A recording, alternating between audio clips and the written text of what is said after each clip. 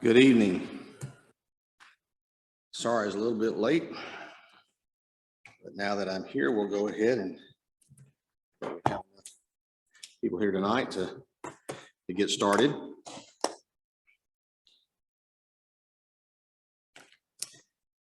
Tonight, we're going to be reviewing certain aspects of the proposals that are in front of us for alterations, additions of our current policies.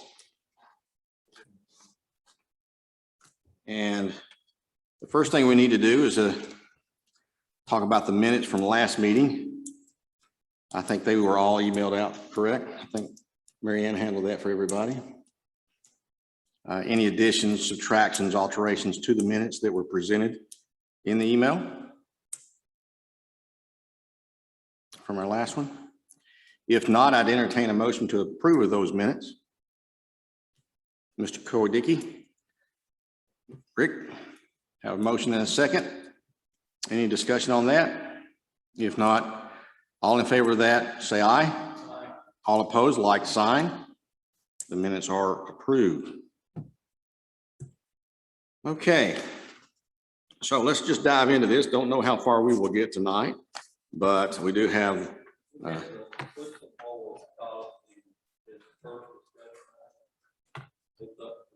that's right. We did talk about it. Amy, where is Amy? Yeah, we probably need to tackle that on the whistleblower thing out of the way. Mayor, that's something that kind of came up at the last minute. Would you like to explain to us what this is? And I think we talked about it before, but if you would, please go over this again as to why we're going to add this into or consider adding this into the policies. What's the need and what's the benefit? Well, to receive your American Rescue funds when you sign a contract, because this is one of the requirements, since you're receiving federal funds, it requires you to have a whistleblower policy. We thought maybe we had one that was a separate policy. Amy reviewed all the records, couldn't find anything. So we're bringing this forward as a condition of getting our American Rescue funds. We mainly incorporate state law into that. There's existing statute. Sure. And this, as we look at this, is probably something that we have identified that others are using the same verbiage, everything pretty much on cue. Okay. Anybody got any questions about any parts of this, Mr. Jewell? Biggest question I have is, like item 6, anyone who retaliates against the whistleblower will be subject to discipline, including termination. Also, the 5, the whistleblower who makes a report that is done in good faith is subject to discipline, including termination of employee relationship. My question is, how? By whom? Who decides that discipline? It doesn't say whether it's the commission, whether it's the mayor, whether it's the ethics committee. It just says that you're subject to it, but it doesn't say who makes that determination.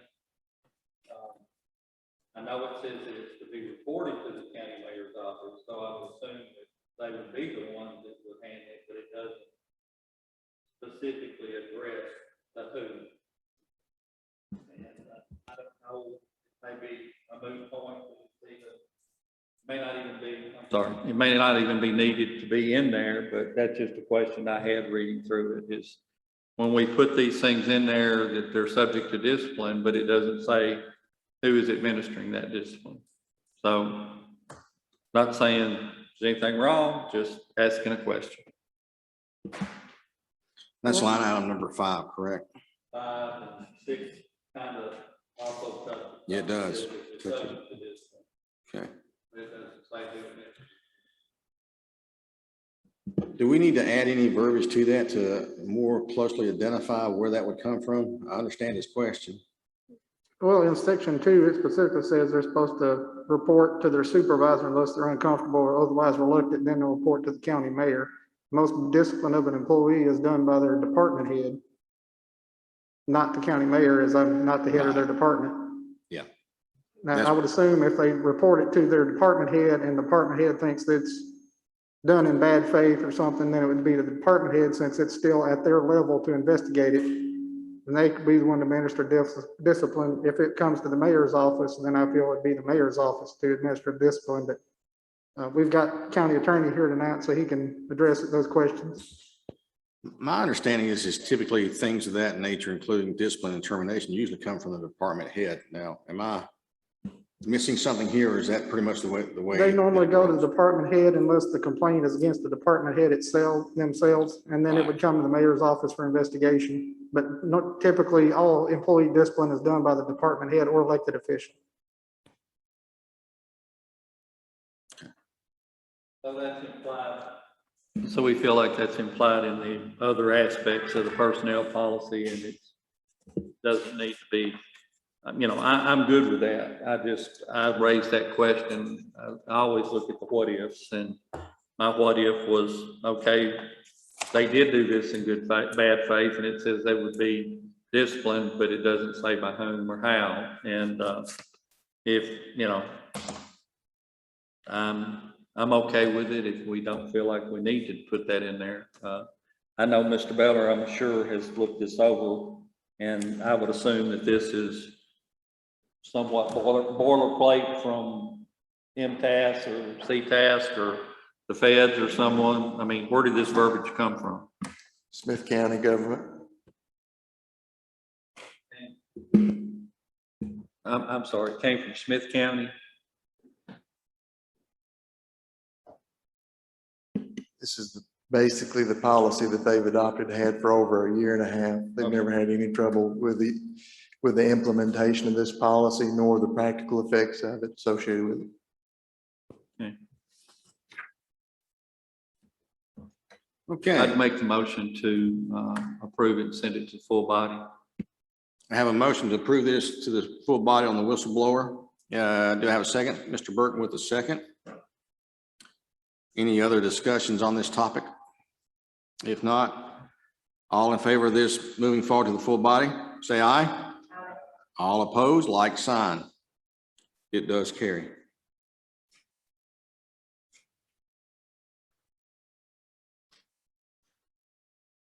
I know this is probably going to be an easy answer right off the bat here, so I'm going to pitch this underhanded softball here, but we're striking the word personnel policies and going with employee handbook, which is on the very front cover. Reasons of the difference. Most agencies we deal with, the first thing they ask is what's your employee handbook say, and most call that employee handbook, not personnel policy. Okay. Anybody got any questions about that? Okay. So now we're going to move into the meat and potatoes. As we had asked this last time that we were here, any alterations that we are to consider as we move through this document that's before us, anything that exists currently that is to be altered, changed, struck out is drawn through a line, and anything that is new would actually be in red for us to consider. So I'm going to go through and let everybody take a look at any page. We'll just start with page 1. Does anybody see anything? Because this page 1 that I have is pretty much just as it always has been, with no alterations and no changes. Anybody got any questions? Yes, sir. On the contents in the sections 1, 2, 3, 4, 5, whatever, have they been regrouped, or are they as they are in the current policy? There's as they are in the current, because we won't have page numbers and everything until we get to the final version. Okay, so when we're looking at contents and it says section 1, personnel rules and regulations, section 2, classes of employees, compensation, benefits, that is the existing classifications and designations in the existing policy. It is, and most of the sections and everything were kept, the headers and everything were kept the same. There would be some additions going into it, but until we got through the process and know what's going to be where and what page numbers, we left it as it was. Okay, so there are changes to the contents in those classifications. Why were they not in red? Again, as you go through the policy, those will come up, and as I said, we just left them as they were at the time. We can fix them as we get closer and then know what comes out of committee, then we can fix the contents and the more permanent page numbers, whereas right now it's going to be in flux. I understand. Moving on to page 2 of the document that we're reviewing tonight, you'll notice that under D, personnel policy statement, number 2, that looks like just simply an addition, correct? There's nothing that's altered. This is a new paragraph. Yes. Yes, sir. Back up. I see that we have a note between B and C that says nothing in this document is to be interpreted as giving employees any more property rights in their jobs. Personnel policy rules, regulations do not affect at will employment status of employees, and they may be reviewed periodically, may be amended time without notice. Is that statement in our existing policy? Yes.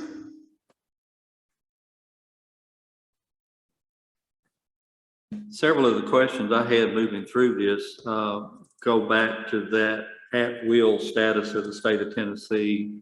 And I think some of the verbiage we have in here may be redundant or not applicable, since we are an at-will employer state. Was that taken into great deal of consideration when y'all did this? Everything we put in here was following policies of other counties. We drew from other counties when we did this. So yes, it's all taken into consideration, and that's why we have this statement here, just to clear up any clarification that we are not creating any property rights if you're still an employee at will.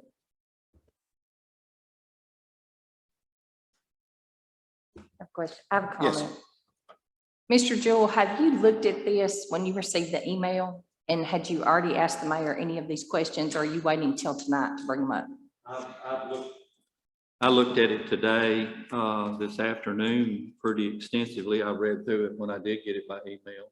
I do have several questions. I've got lots of footnotes in here if you want to look at them, but I just, you have questions, I have questions. As long as my questions are answered, I'm I just okay. have concerns as why you didn't ask them before now. We've received this Well- document by email Well, before today. quite frankly, haven't had an opportunity to, and Okay, not trying to be combative in any way. I just have questions that I would like answered. If they're answered, I'm okay. It's like the question I had on the other thing. Obviously, it answered my questions about it, and I felt good enough about it to go ahead and make the motion to accept it and send it forward.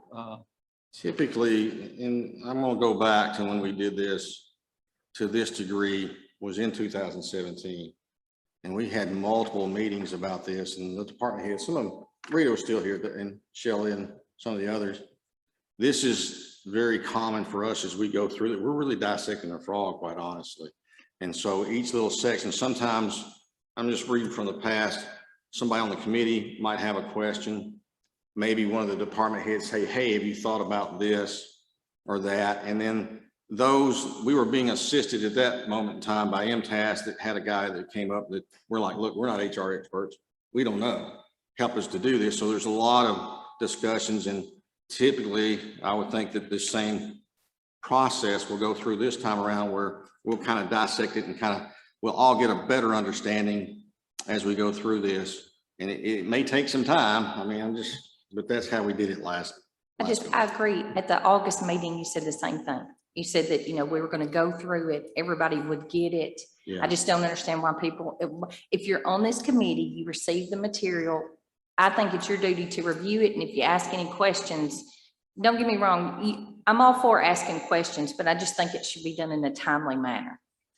It seems like you've had 2 or 3 weeks to review this policy, and you've not looked at it until tonight, and you have all these detailed questions. I'm a little confused about that. I did not Yes, Rick, say just- that I had not looked at it before today. I said I looked at it in detail and made notes this afternoon. I'd looked at it, read over it. We had it before, before us, those copies, and looked at it. I didn't have the copy that lined out what we had. I didn't receive a copy of it, a printed copy of it. I did look at the email, but, I mean, if I shouldn't ask questions, I will make the motion that we just send the whole thing back to the mayor. I mean, I'm sorry. I mean, I thought the purpose of this was for us to understand what these changes are, and if we had questions about these changes, to ask them. That's all I was trying to do. I'm not Let's trying to just- be combative. That's fine. Let's just move forward.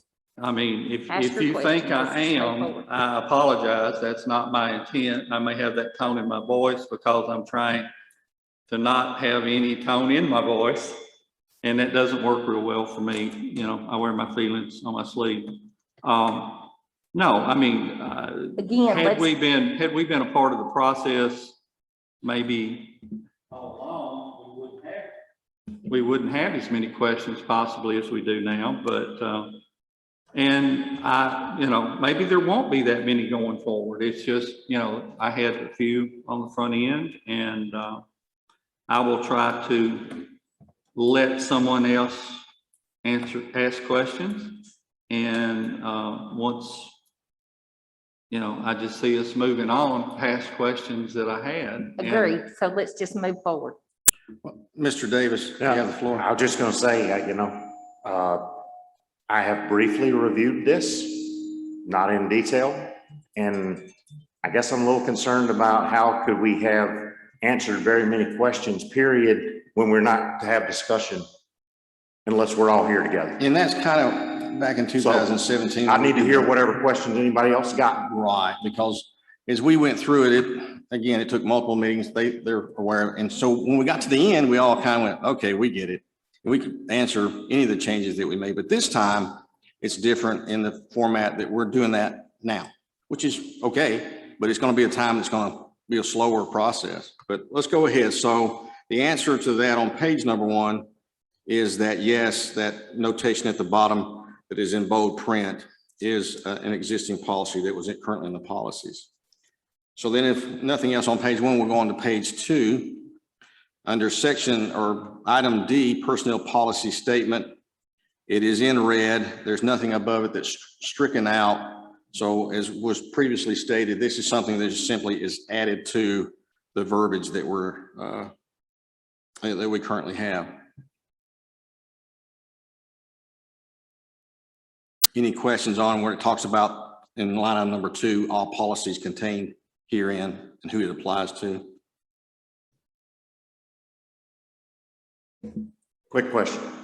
Yes, sir. In the past, has department heads not been a part of this personnel policy or handbook? Because it specifically calls that out in here moving forward that they are, but. Are you asking the question to me as to how we did it last time versus this go around? Well, I guess I'm asking in the past, that's loud, but since they weren't listed before, but they're listed now, is that a change? Or was that somewhere else where they were included? No, they were covered before. We're just trying to put it in more specific language. That's why we covered every method of them getting their job. Mr. Chairman, Yes, sir. the only question I had on this section is, does this include all departments? Is this the sheriff? Is this the highway department? Is this all departments? I know that we have in times past had some departments with their own personnel policy. Is that doing away with that? Well, let's see here, it won't apply.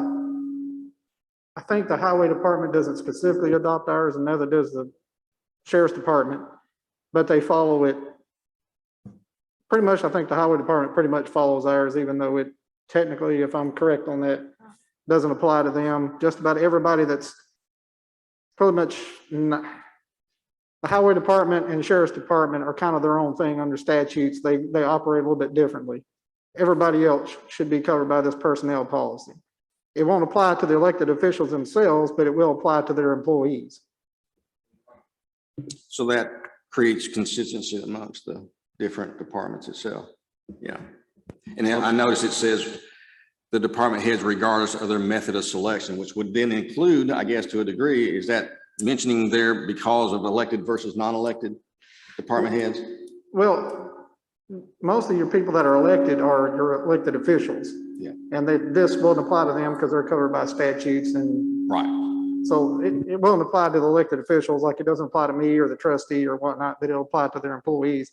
Department heads are ones that are usually nominated or appointed by the mayor with the confirmation by the county commission, such as public works, fire chief, those things. Right. Anybody that would come, like that is the head of a department that is nominated by the mayor, approved by the county commission, it would cover them.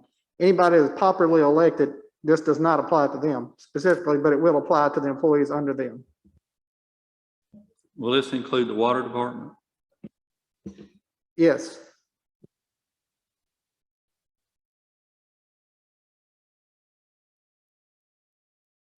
So it would not include the sheriff, highway department, and that's the only two departments that it wouldn't? Yes, I believe those are only two. Everyone else should fall under this policy.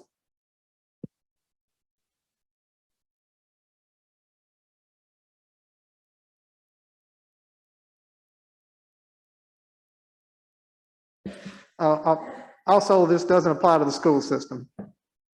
They operate independently as well. They do have their own policies in place, I'm sure. Yeah, they've got a pretty lengthy policy manual and everything you can access online, so they cover it themselves, but just wanted to clarify and make sure that that was addressed. It does not apply to the school system. Okay, any other questions on page 2 before we move on? If not, let's move on to section number 2. It's on page number 3, classes of employees. And if you'll notice, there are 3 areas, or 5, excuse me, 5 sections here under section 2, A, B, C, D, and E. It's all on one page, on page 3, before we go on to the next section. So the A section, regular, full-time, doesn't appear to be any changes whatsoever there from what we currently have.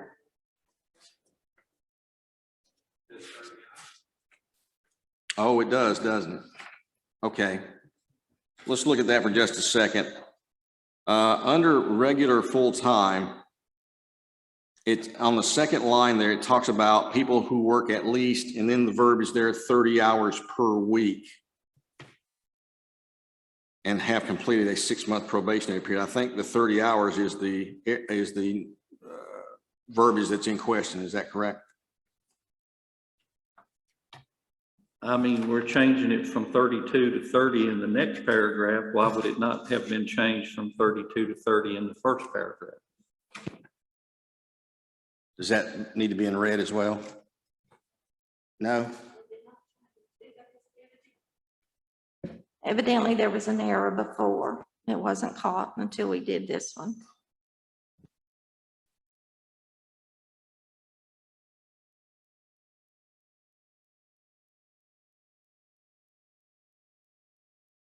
So that's under full-time. Now let's move on then to part-time. B, part-time employees. And then word daily and is marked out in 32 per week and has been replaced with 30 hours. And then the other part of part B that's changed is a 6-month probationary period. So let's start first with the 30 hours and going from, was that 32 and it's going to 30? Is that what's going on there? Yes, it was 32, but under the Affordable Care Act, once you hit 30 hours, you have to provide them insurance and other benefits. So kind of de facto, when they passed the Affordable Care Act, they made anybody over 30 hours a full-time employee. And that's what the IRS looks at when they assess you as 30 hours, not 32.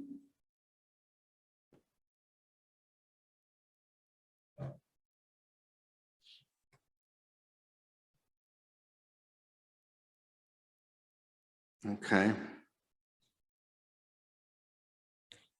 Seasonal employee, no changes there. Temporary employee stays the same. Volunteer employee has some changes there. Number 1, under section E, it's line number 2. Volunteer firefighters are appointed by the fire chief when necessary. That has been stricken. I'm almost certain that was added in 2017 by the commission in an attempt to strengthen the abilities of a fire chief. We had heard from the fire chief at that time that said he needed some assistance there. But I believe what is going on here is that the commission probably doesn't have the authority to do that. As what you're looking at in charter, it talks about accordance with training, it's in accordance with the governing bylaws. There it is. Yes, section 406C under the charter has a provision that says, I'll just read this entire last sentence that Sure. covers this. It says the commission is empowered to give financial support to such fire departments by providing for capital improvements and equipment needed by such department and salaries for employed personnel thereof, selected in accordance with the governing bylaws of such department. So just to make our personnel policy fit with the charter, we did it by incorporating that it's done by their governing bylaws. So that makes us comply with the charter. Okay. Yes, sir. I hate to be the only one asking questions. Is the fire department the only department covered by bylaws? I know that's the only one that the charter calls out. So I know that would be the only one applicable. I understand that. But are there other departments operating under bylaws that you're aware of? I'm just. Up until, I think it was yesterday, I would have told you the rescue squad, but there's been some, I don't say disagreement, but I guess clarification, and Director Beatty and Chief Carmen are here tonight, and they've got a couple of issues I think they want to address up, and that would be one of them. There were some governing bylaws that passed. I don't know, I don't remember those. I don't think those bylaws had a date on them, did they? The fire department one did, but the rescue squad did not.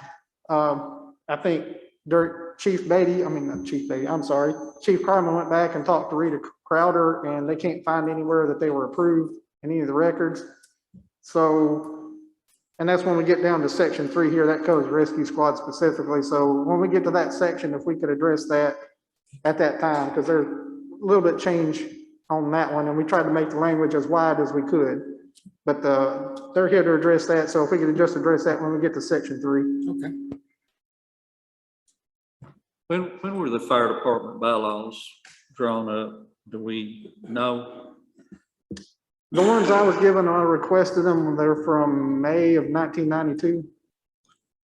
Okay. I think Chief Woodard found some that were drawn up in 2009, I believe 2019.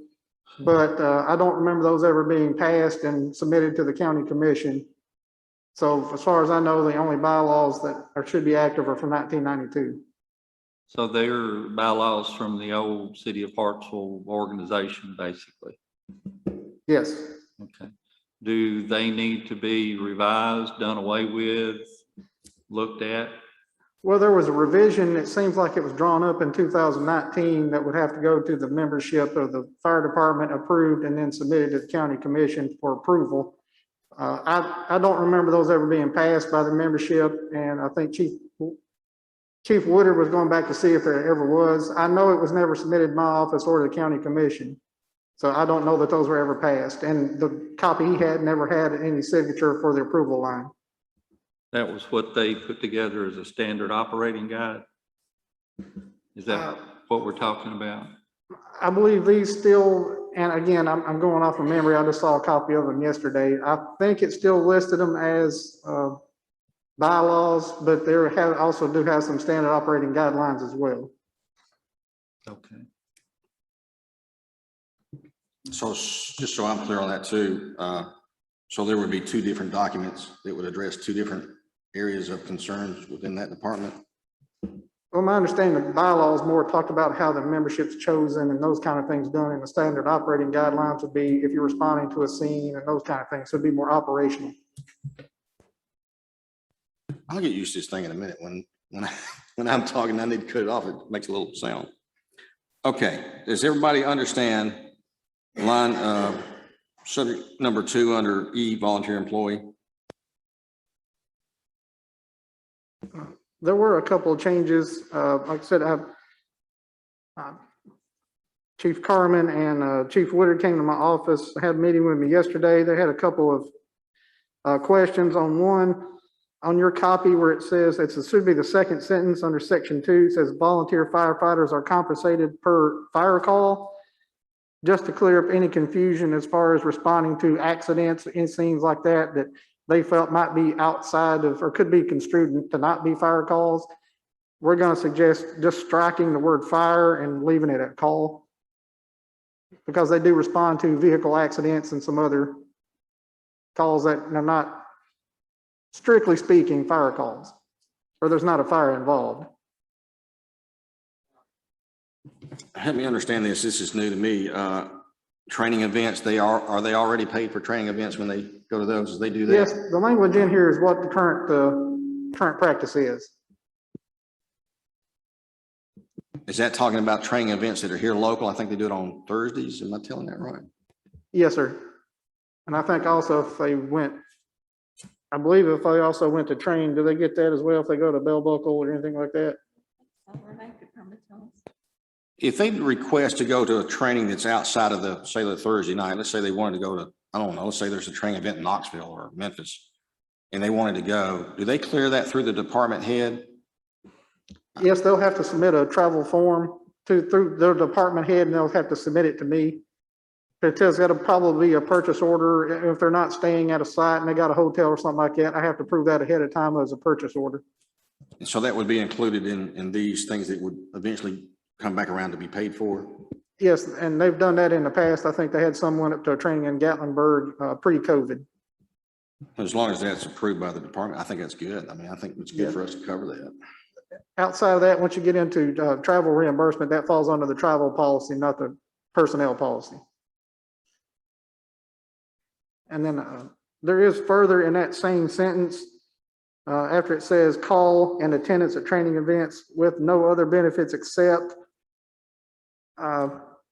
there was some confusion. There was a volunteer firefighters insurance coverage policy that they asked about. We looked at it today and it is called volunteer firefighters insurance coverage, but if you read it in the inclusions, it's actually a volunteer insurance coverage because it also covers the rescue squad at the end of it. So just to clear up any of that, we're going to suggest if you strike from the word coverage through to the word policy, and then insert the language applicable insurance coverage for volunteers. That way in the future, if we get in some other kind of coverage that's not specifically called volunteer firefighters coverage, but actually covers volunteers, it should still be covered under this language without having to come back and amend the personnel policies language.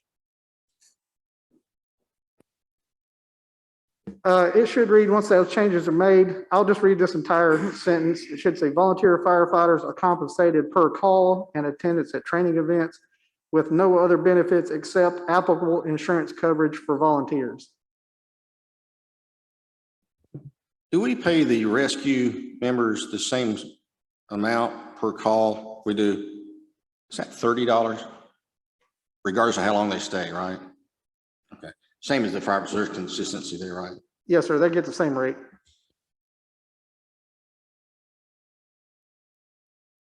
Because I had people say, well, if they're getting paid, are they volunteers? I'm sure there's some verbiage that tells us about that scenario. There's Department of Labor regulations that says if they can still be considered volunteers, but they have to receive, and I know this is not the proper word, how they phrase it, but it's basically nominal compensation.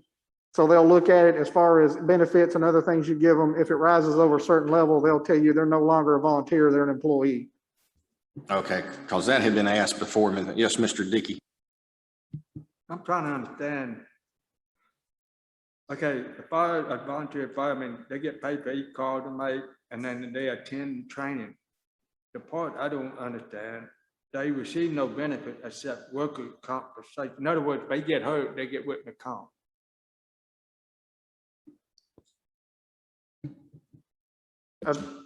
I think the question is if they get hurt, do they get workers' compensation? Yes, I believe they do, and then this coverage for volunteers is kind of in addition to that.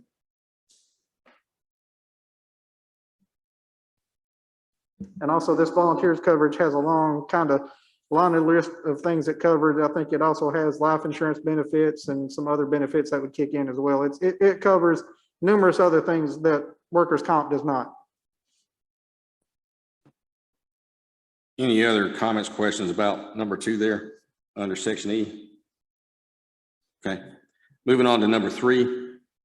Volunteer emergency management personnel are appointed in accordance with the governing bylaws, and we had kind of hinted on that just a minute ago. Let me just go ahead and read it all here. The volunteer emergency management personnel rescue squad is what we're referring to. It's scratched through the part says shall receive neither compensation or benefits except for the workers' comp. We're going to change that verbiage on that particular part, correct? Yes, sir. We're basically scratching that out, and it should be the red that follows that would be what would replace it. So after you get, it says personnel, then you got parentheses, rescue squad. After that, the new language would be are compensated per call and attendance at training events. Would be the completion of that sentence. This bylaw, if they're not governed by bylaws, does that need to be in there? Well, that's one of the issues we were going to address here tonight. Like I said, we had the meeting yesterday, and there was that issue with, are the bylaws actually in effect or not? And I think one of the things we're going to suggest is instead of just saying governing bylaws, include language.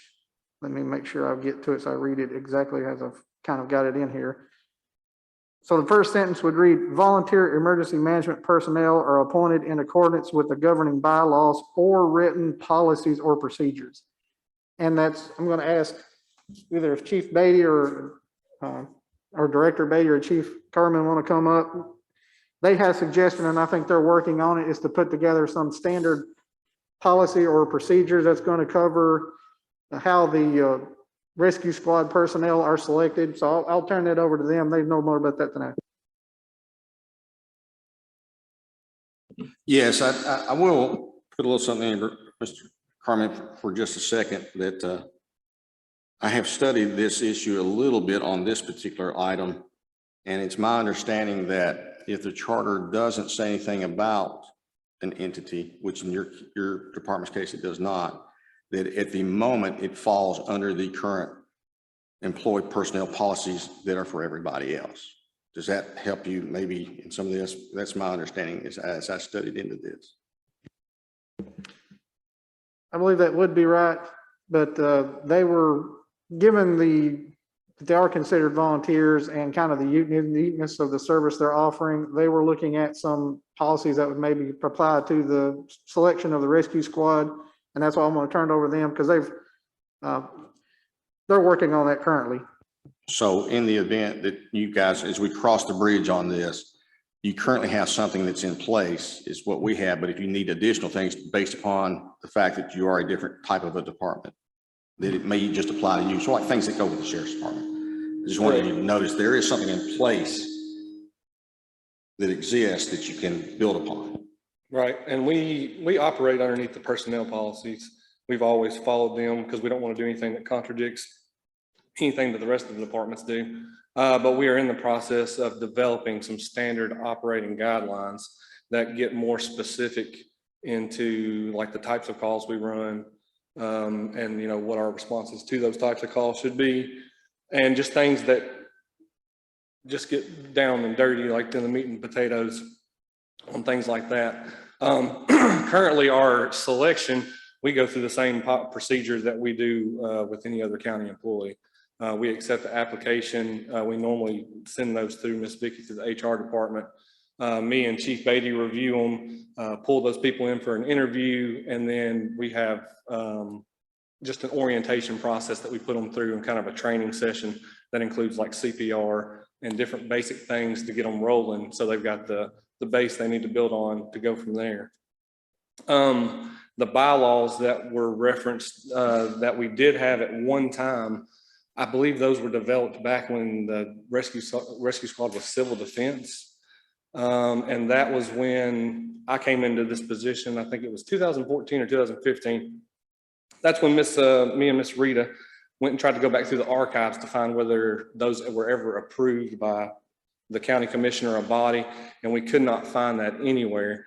And those were very dated, and then the verbiage and language in them was very dated. I mean, and even if we wanted to try to go by those right now, we're violating those in a couple different ways currently, because I think they said that we didn't get compensated at all. And we're obviously getting compensated now per call and per training event. So that would be one thing that's contradicting. So developing these new standard operating guidelines, and then somewhere in the very beginning of those first probably 4 or 5 pages, we will probably reference the county's handbook or personnel policy book is what we follow in accordance with these standard operating guidelines, to not contradict one or the other. Is probably what we would try to do, go that way.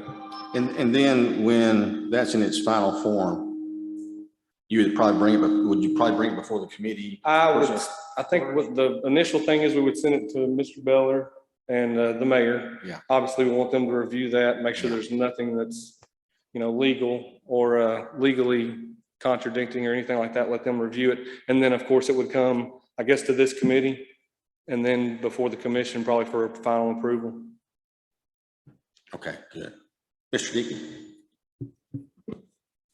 The question I have, do y'all have a SOP on hand now, or do you, or not? You know what an SOP is? Right, a standard operating procedure. Yeah. Yeah, no, and we don't, we prefer to have a standard operating guideline, something that's not kind of black and white, that has a little gray area, because a lot of the things that we do, you can't go from step 1 all the way through step 10. Sometimes you have to go from step 1 to step 6 to step 8. And that's just the kind of the emergency services in general, how we operate. But we have a handbook that we developed ourselves, that we give the responder in that orientation process. Like I said, that kind of gives them that base to grow on, where it puts them on a 6-month probation period. They can't run lights and sirens during that 6-month probation period. We evaluate their progress at the end of that 6-month probation period. And, it has some general information in it, like the sexual harassment, drug forced workplace, and things like that are in it, that I think every employee should probably be getting. But we don't currently have a SOP or SOG in place that does specifics. Would it be easier if you had one in place? Okay. Well, that's what we're going to develop. We're going to develop one so there's across the board clarity for each individual call. There's always going to be a call that's not going to fit into those, because that's just how the service is. But currently,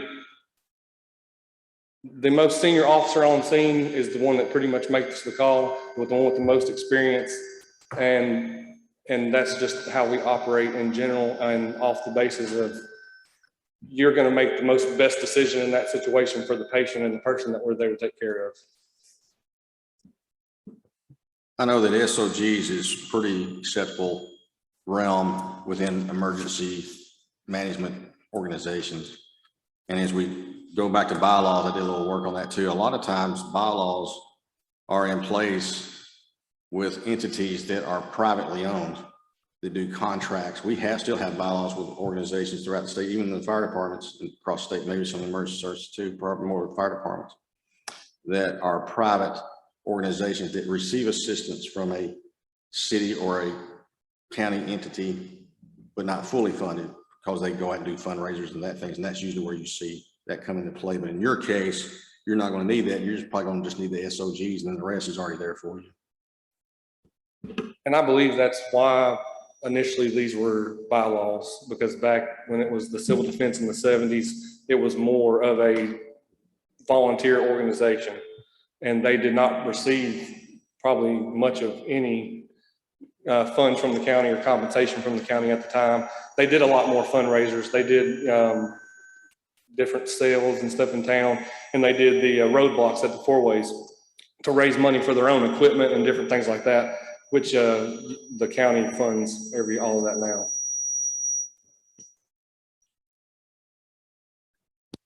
Are there any other members that need to ask any more questions of Mr. Carmen? Okay, is everybody understanding and okay with what we're doing there with 3? And Mr. Chairman, I'd like to go a bit further. There'll be another change in here. After meeting with Chief Carmen yesterday, the language in here, it says, should be after rescue squad, it's already going to be stricken. It says, shall receive neither compensation nor benefits except workers' compensation insurance coverage while responding to assistance calls. We're going to, the new language should be after the parentheses, it says rescue squads are compensated per call and attendance at training events, period. They receive no benefits except, and we're going to adopt the same language we did for volunteer firefighters. It should be to applicable insurance coverage for volunteers. Because as we found out, that volunteer policy that we thought only applied to the volunteer fire department also applies to them as well. And again, if we change policies in the future, if we have them on such a kind of a wider language, no matter what the policy is, we don't have to change the personnel policy to accommodate that new specific titled policy. Oh, that's a good thing, right? Just covers more. Anything else that you can think of you wanted to add that, Mr. Carmen, that, or is that pretty much got it covered for you guys?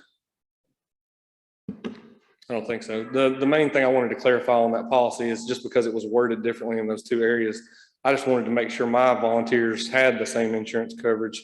And then, of course, we found out that they did. So I just wanted to make sure that was worded the same way and they were covered underneath the same type policies.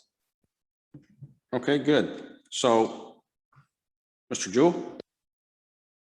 Do we have any other departments that have volunteers other than fire and rescue? The only other one that comes to mind right off the top of my head was the animal shelter, but they had them fill out forms, release a liability on that stuff, and they were not compensated whatsoever. These are just people who came in maybe 2 or 3 hours here and there to help out or donated food or when it got food or anything like that. They were not on the same level as a volunteer firefighter or a member of the rescue squad. They were just kind of coming in as needed or as they wanted to help out.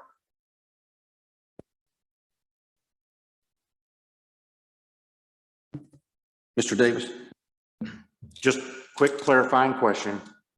So the beginning sentence of 3, volunteer emergency management personnel are appointed in accordance with the governing bylaws or written policy or procedures. Is that correct? And that covers you. We're not going to operate underneath bylaws, and I mean, they're going to be called standard operating procedures. Right. Guidelines, I'm sorry. But having that verbiage in here is giving you what you need. It should. I mean, I don't know why it would. Okay, thanks. You're accurate, Mr. Davis, in terms of probably striking governing bylaws because they already have personnel policies that they go by. Maybe it should say something about appointing in accordance with the county employee handbook and SOGs, because if there's not going to be any bylaws, we don't need to call it such.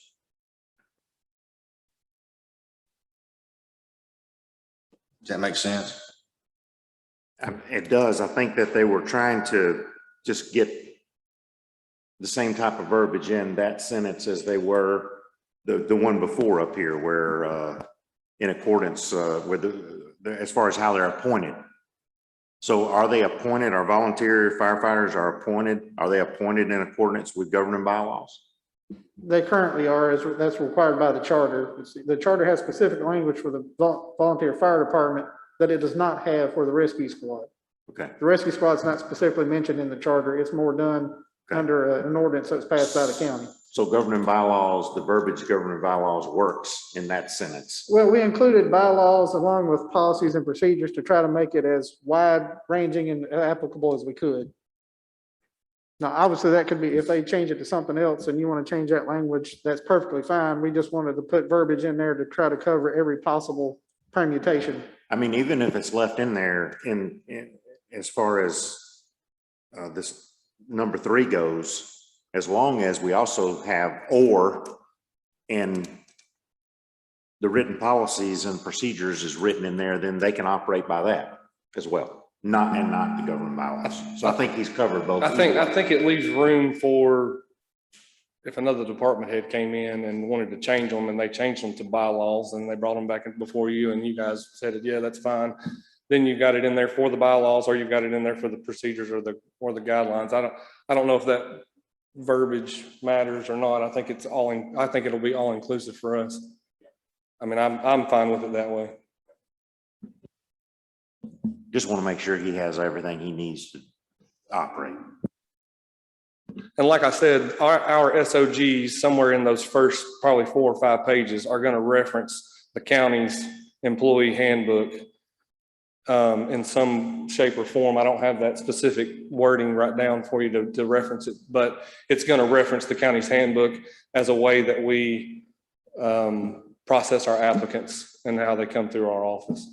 You know, as we go through this, one of the things I have heard for years is that we would like to have consistency and continuity across as much as possible. Now, sometimes you have services that have their own individual needs that go above and beyond, but if we can continue to streamline and can continue to do these things like what you're doing here with your SOGs as it relates to the county employee, policies, I think that's just always a good thing. And there are going to be some things that you guys are so different and that apply only to you that go above and beyond. But I think this is a good move to do what we're doing. It's just another step of trying to, well, I don't know what department is this. Oh, that's different.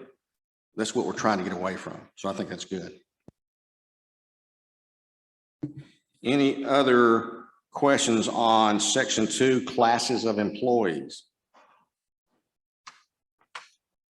If not, let's turn the page. Section 3, hiring procedures. And as we look through hiring procedures, you're going to notice that section 3 is going to go through page 4, page 5, and at the very top of page 6. So under section 3, hiring procedures,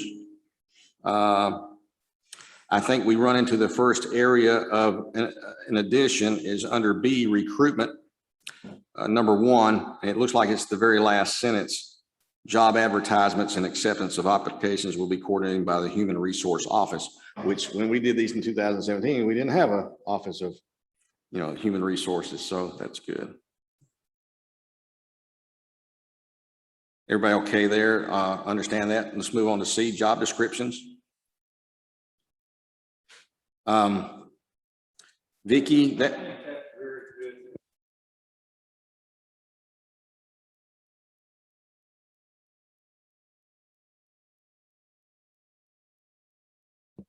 Well, the reason we put it in there is because we currently, in the past, departments kind of did their own hiring, which led to personnel records floating around in a lot of different places. And sometimes there would be an employee coming in that, surprise to Vicky, they're being hired. So we tried to streamline that. So all the hiring and everything, as far as the process, would go through human resources. Now, each individual department head is still going to be the one making the hiring decisions and interviews and whatnot. But as far as the documentation that needs to be kept, that would be in human resources office. And that's twofold. Number 1, so that human resources know what's going on with those departments, but also that those personnel records are kept confidential. They're not floating out there in different places. Well, again, it creates consistency in what we're doing, which is what we're after. Vicky, would you like to maybe, this is probably in your wheelhouse, under job descriptions, this is all new. It's got 4 different descriptions. Can you kind of summarize for us what's going on in the term of job descriptions? Well, when we did the wage study and everything, we also had them to come up with job descriptions, and they basically, interviewed every employee, and that employee made a list of what their job entailed. And then from that information, they came up with what are real job descriptions. And we never really had that before. We had some that were even typewritten. So this is more to the truth of actually what each employee does. Would you say that there is the goal within the job descriptions to have some type of continuity? Do the different departments talk at all about, I mean, I know there's differences, but is there any common ground in some of this? As far as, well, each department is different as far as their job duties. And once the employee wrote down, you know, this is what my job duties are, then each department had reviewed them to make sure that that was what they did. Okay.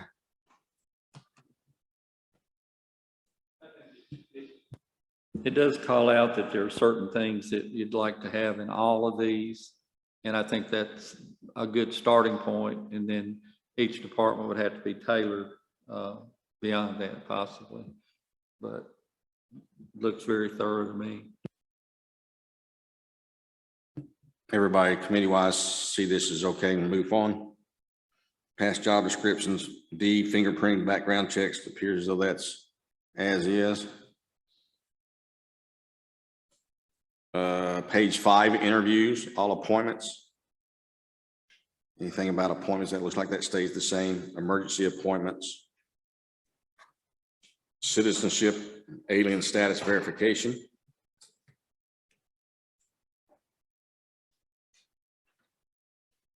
Yes, sir. Mr. Jewell. Getting back to this H probation, this probationary 6-month period, does that in any way, Counselor Beller, give an implied guarantee to a job if you're in your 7th year, I mean, 7th month of probation, past it? I know that at an at-will state, you can be fired at any time for any reason. Unless there is a contract. Would this anyway, could this be construed as a contract for an implied contract? No. Okay.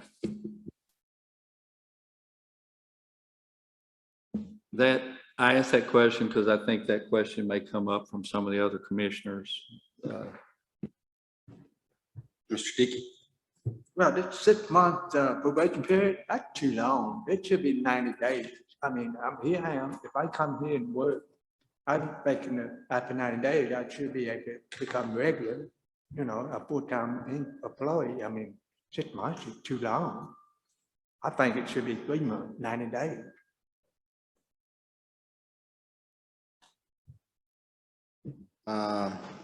Anybody over there like to talk about that? Well, this was what's his existing policy. We didn't make any changes to that whatsoever. So if you wanted to make a change to it, that's certainly within your purview. But I think how it works currently is that 6-month probationary period. That gives them time to get through training, get on the job and see if they're going to work out or not. It just kind of makes it a little bit easier to terminate them if the department head or supervisor sees it's not going to work out. Ms. Davis. I would assume the department heads would have brought that up already, because it's not a change, right? This didn't change. No, this is not a change. Then also, I think this also goes along with the Tennessee Consolidated Retirement System. Does it require a 6-month probationary period? Yeah, so that's state program we're in for retirement. It requires a 6-month probationary period. Department heads, let me ask you a question here as Mr. Dickey has brought to our attention on probation of new employees. There's a 6-month probationary period. Have you all in your past, has that worked well for you all, or do you think we need to change that? I mean, it's been brought, we might need to make it shorter. What are your experiences in all that? Anybody feel strongly one way or Mr. Beatty? Okay. Rita?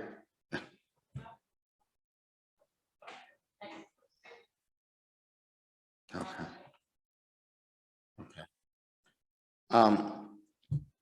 Being in management myself and having to deal with some states that are at-will states and others that are not, it's always been my understanding that an at-will employee has no probationary period. that the entire employment is a probationary period. You can be terminated at will. That's what the at-will state is. Am I correct in that? Mr. Beller, would you like to shine a little more light on? Because I have dealt with that some in the past, but it's been a while. If you could repeat that scenario one more time. You said you deal with that will employee states and states that were not at will employees. A state that has an at-will employee, that there is no real probationary period, that their entire employment is really a probationary period, that they could be terminated at any point. That's one way of construing that. Tennessee can have will employees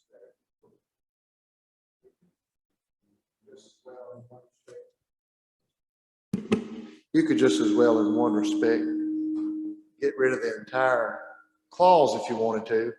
I'm not necessarily recommending that, because typically around here, at least, I know in Smith County and other counties, when someone comes in, they're hired on in a process for local government, there's an expectation of performance. Now, if you go back in some of the language that you've set forth about the criteria of performance evaluations, it fits well with that. So if you want to strengthen the language and Mr. Jewell, what you brought up, you put a little clause under there, a little bold clause that says, "And this is not to be construed in any shape, form, or fashion as an implied contract," or you could reiterate what you've already reiterated, as Tennessee's an at-will employee state. We do not recognize that.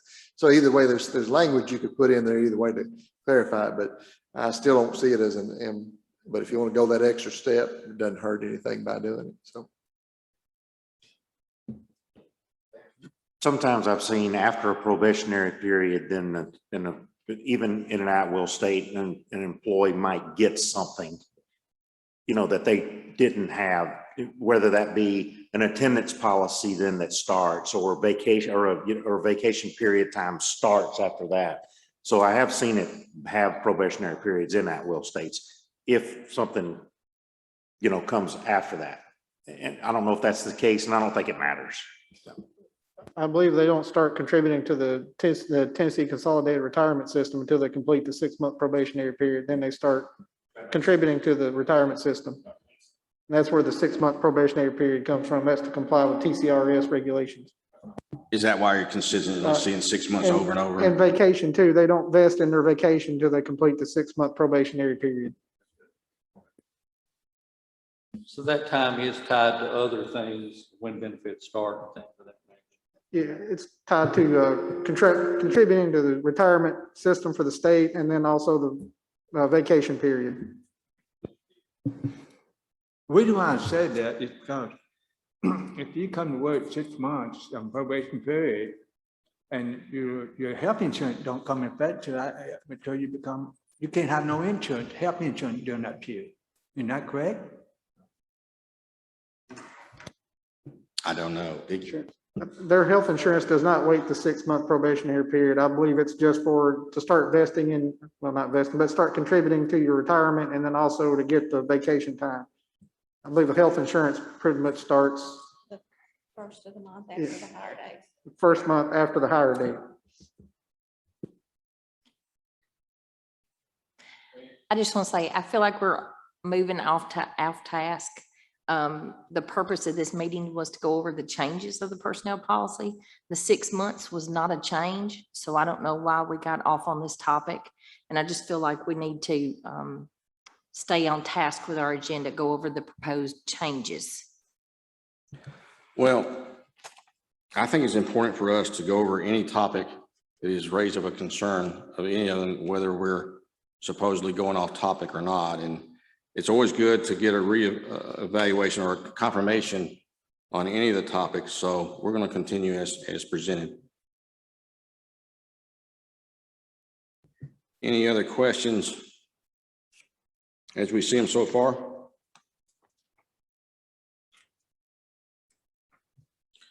If not, let's move on to page 6. Compensation. Or let me back up. At the very top of page 6 is an ending of probation, topic number 2, probationary period. It just continues on, but there doesn't appear to be anything new there. Page number 6, section number 4, compensation salaries. Salaries goes on in section number 4 for quite a bit. It looks like there's quite a bit of new information in this section number 4. And I do expect probably some questions to be out there on this. Being that there is so much on that, I'd probably like to entertain the ones that have implemented this for our consideration to maybe give us a synopsis, if you will, in this section of compensation. A lot of this language comes from, other than the ending paragraph section in section 1, the rest of this comes almost directly from the Wilson County Employee Handbook. In the subsection 1 here, we just sorted whatever pay grade or step schedule that this committee adopts. We're just going to suggest you adopt it as an appendix to these policies. That way you don't have to insert it to the body and then alter that. Just adopt it as an appendix. And right now, that's the presentation that Burris Thompson and Associates is going to do next week as far as the pay grade and schedules and all that. So they'll be able to answer any questions. So again, whatever comes out of this committee will be, we suggest that you adopt it as an appendix A.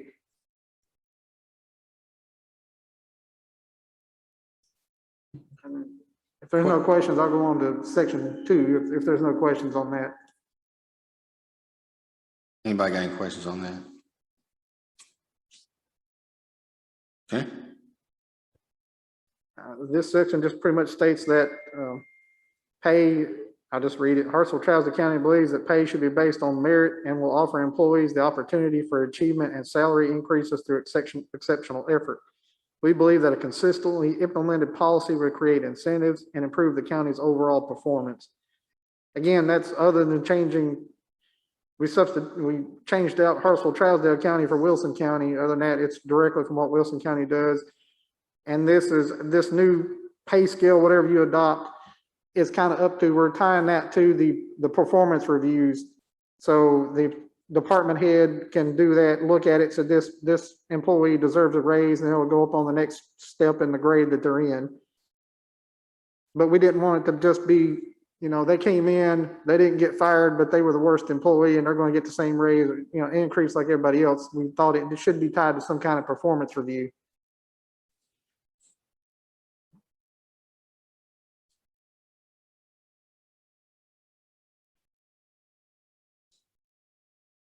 Comments, questions in this section? Mr. Beatty.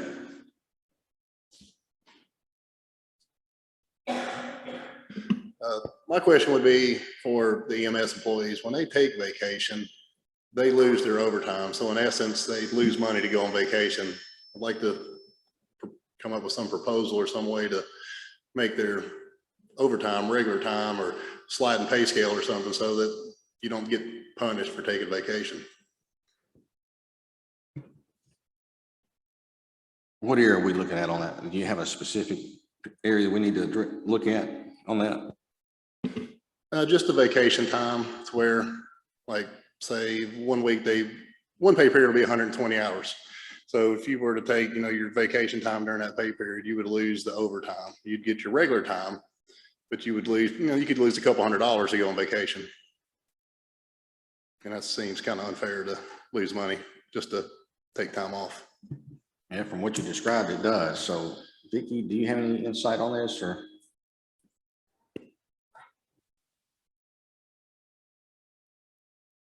About this thing. Right now, the only thing that we pay overtime on is military and holiday plus the regular pay. That was established in 2014, way before I came, or prior to that even. Now, when it comes to ambulance employees, it's normal to have overtime as part of is what they regularly do. They're kind of an oddity when it comes to what is considered overtime because of the types of shifts that they work. So in this case, on the front end, I'm hearing what Mr. Beatty is saying. I just don't know how we address that to where if one of their employees is having to go on vacation, and it's just my thoughts on it, they shouldn't be penalized, but I don't know exactly how we do, what do we do about that? I know WEMA or Wilson County Emergency Management, they don't lose overtime when I could inquire with Joey Cooper how they do that. I don't know if Hendersonville Fire doesn't, Nashville Fire doesn't. I think Sumner County has made a change and they may not lose their overtime. There's a couple of agencies out there I could reach out to. So just to clear, your normal work week involves overtime every week. Your normal work week does. Not that they would take vacation for 5 days and then not able to work the 6th or 7th day to get overtime. Your normal work week involves overtime every week. Yes, we work at 24 hours on, 48 hours off. So every third day you work a 24-hour shift. Yep, got it. So you work either 96 or 120 hours every pay period. No, yeah. Now, it makes sense to me. I mean, if their normal work week is this kind of pay, then when they go to vacation for a week, they shouldn't be losing money. I believe this has been brought to our attention before and on numerous occasions. And I know when we were looking at the pay increases last time, this was an issue. Is there not some way that we can make the verbiage of the vacation to not reflect a 40-hour, but reflect their normal working hours or something to that effect? That way, if it's someone that normally works 32 hours a week, you're not going to pay them for 40. If they normally work 60 hours a week, you're going to pay them for 60 hours a week, which would include the overtime. I mean, is there anything that would prevent us from doing that in FSLA or anything like that would be my first question.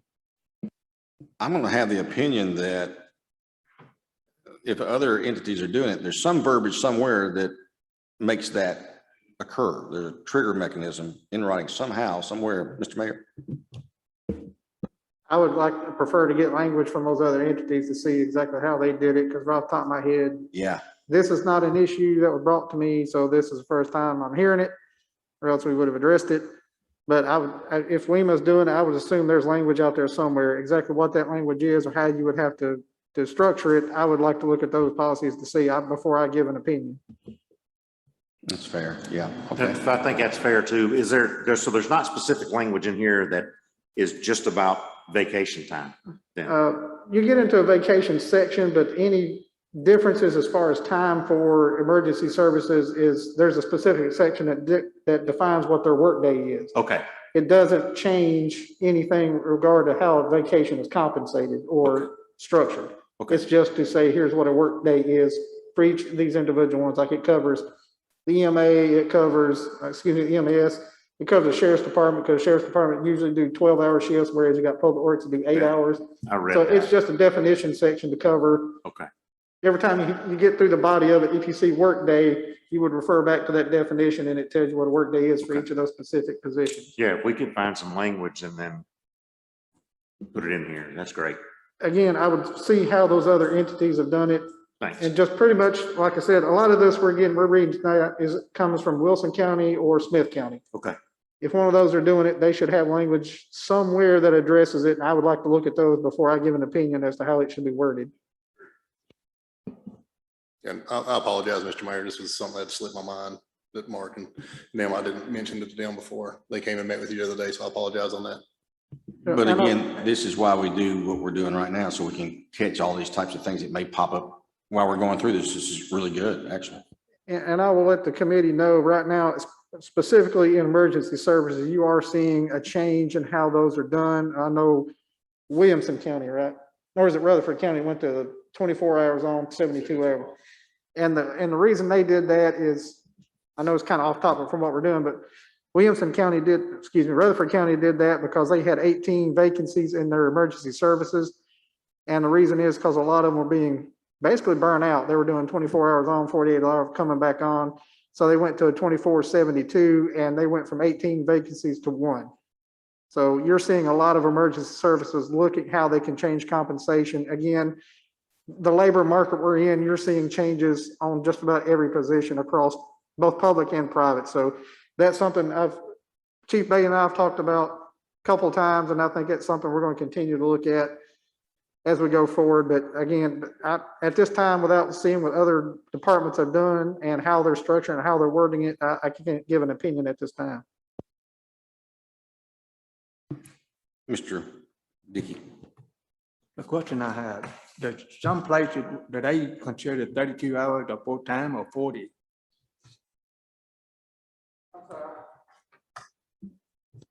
I'm sorry, I couldn't hear the question. The question is, there's some places consider 32 hours a full-time or 40 hours. I believe under federal law, if you're hourly, it's 40 hours. Once you cross over 40 under Fair Labor Standards Act, then you get paid overtime. Actually, I believe FSLA says anything between 30 and 50 hours can be considered regular full-time employment. And I only know that because I looked at that today on this other question we had. So they do give you a range. It's not just an hour. And I may be wrong. I may be wrong, but I read that today. At this point, I'd like to interject with the different department heads that are here tonight. Is there anybody else that sees anything in the area of compensation that is of any concern or anything that you caught? Shelley, anybody back there? Everything look okay from after you've reviewed this? Nothing really shakes out as, uh-oh?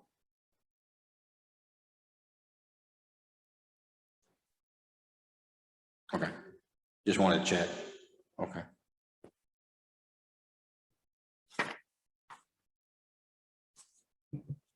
Let's move on now. Let's see.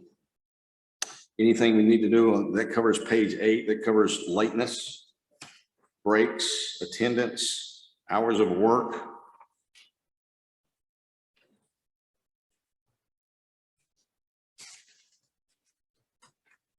Now I notice on absences on page 9, first absence, second absence, third absence, that's all new.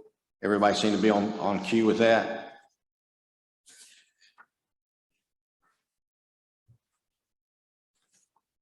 This is all new, so this is really adding quite a bit to what will be expected with the different departments. Mr. Mayor?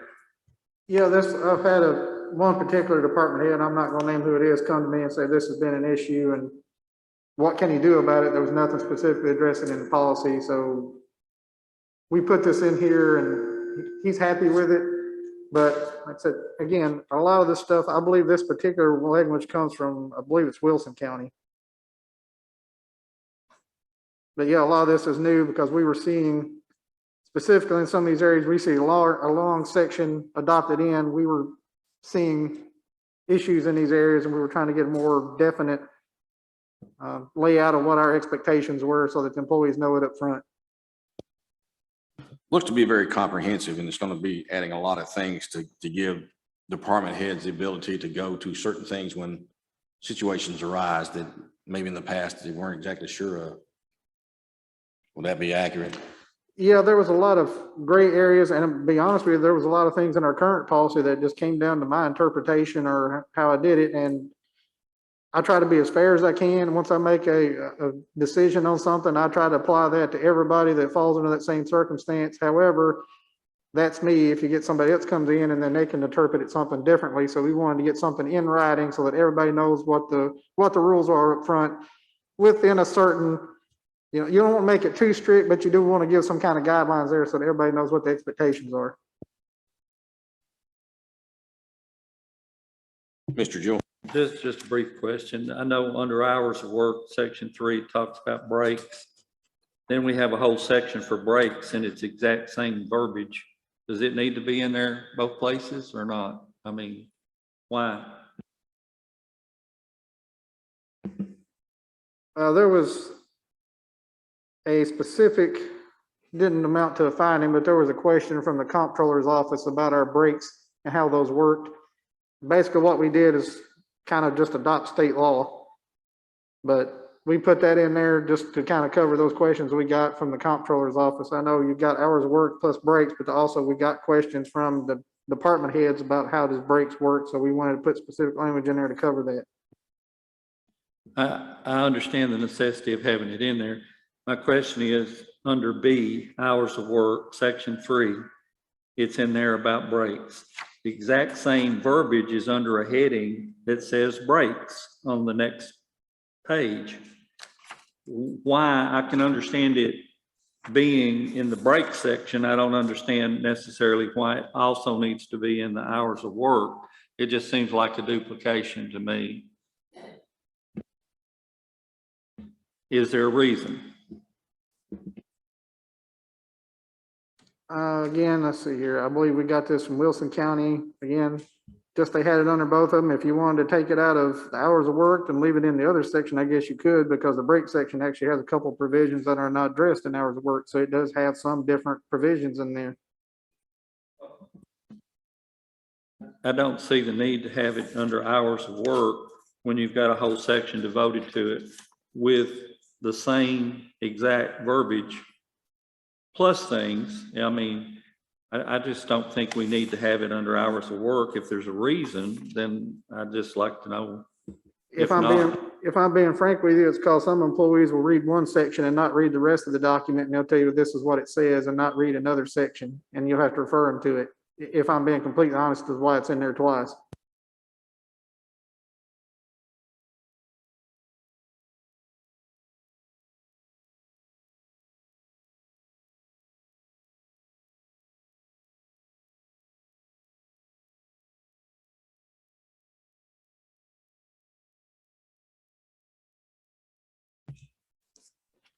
Any other questions as we go through this section number 4 under compensation?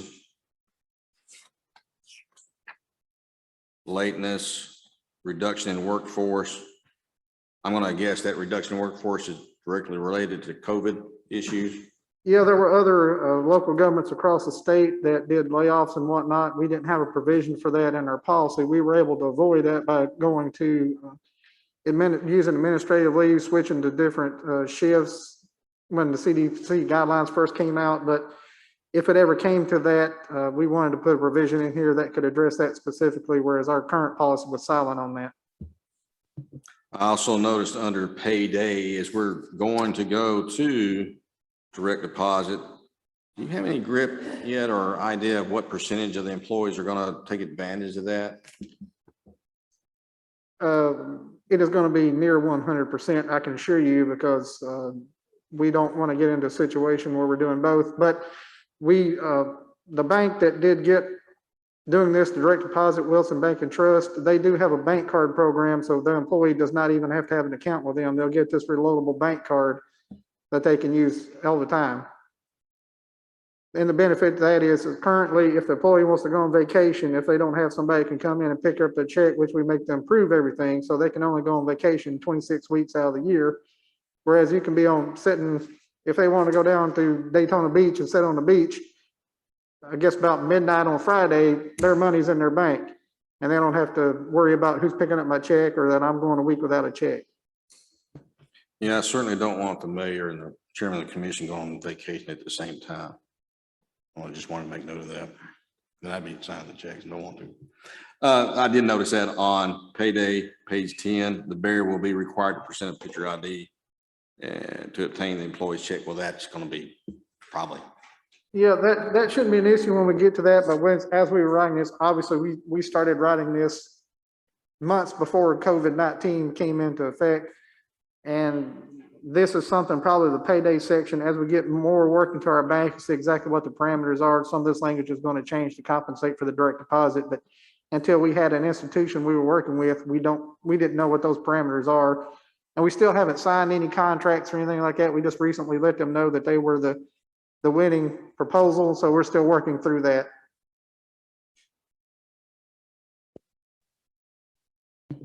Anybody see anything else out of section 4 on compensation? Mr. Davis? It's a big section. I was looking through it, and my question is, I guess with the department heads too, just in general, it looks like, you know, we're putting a lot of emphasis on getting back to pay based on merit and performance, which I agree with 100%. Is there a set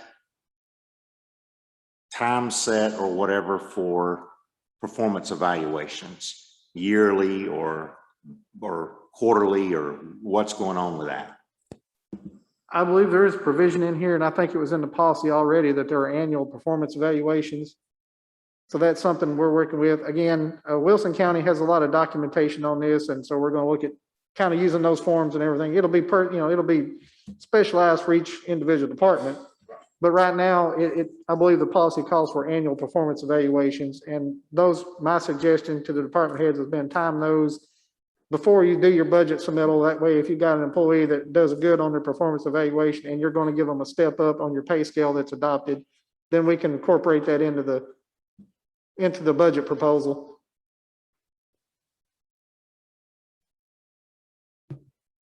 We are now past section 4. If there's nothing else that anyone needs to bring to our attention, and we are sitting in front of section 5 under benefits. We are now at 7:30, been here for an hour and a half, most everybody. And again, regardless of when we adjourn for the evening, any of these topics that we're going over tonight, if you see something between now and the next meeting that you're like, hey, I want to go back and revisit this, please do so, just because some of this, maybe you've had a chance to look at it in depth, and some of you may have said, oh, I didn't read that the first time. So I wanted to make note of that as well. So at this point, we're right there in front of section 5 benefits. What's the will of the committee? Would you like to continue on, or what would you like to do now? Just thought I'd ask. I would like to continue on. Okay.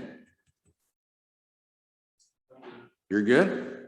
I'd like to leave. Someone set together at 3 o'clock. Mr. Davis? You're with him?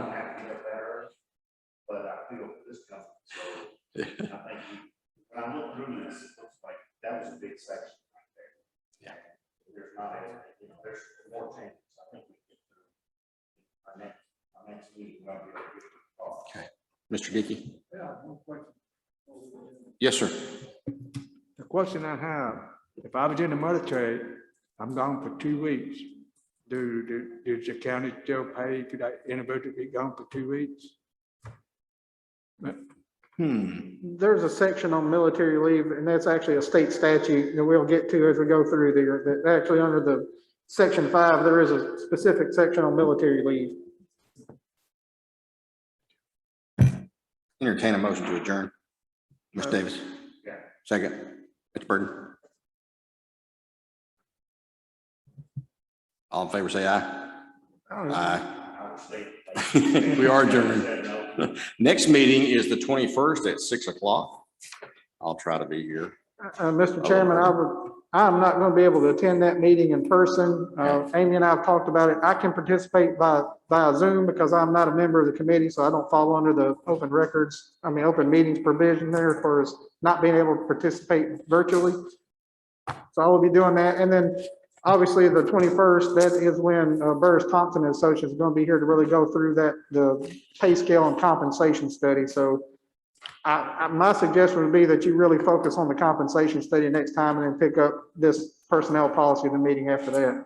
And I would think that as we get into that study, and I'm just going to go ahead and preempt this, that our committee would have input on it, but we may end up with a consolidated ourselves in a budget and finance committee meeting.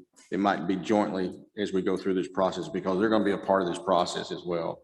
Because anything that would affect us in budgetary ways would travel through there anyway eventually. So it might be best if as we get to that, you might. Well, that'll be up to the chairs of each committee. If you want to call a joint meeting, that's kind of up to your purview. It's something to think about as we go through this.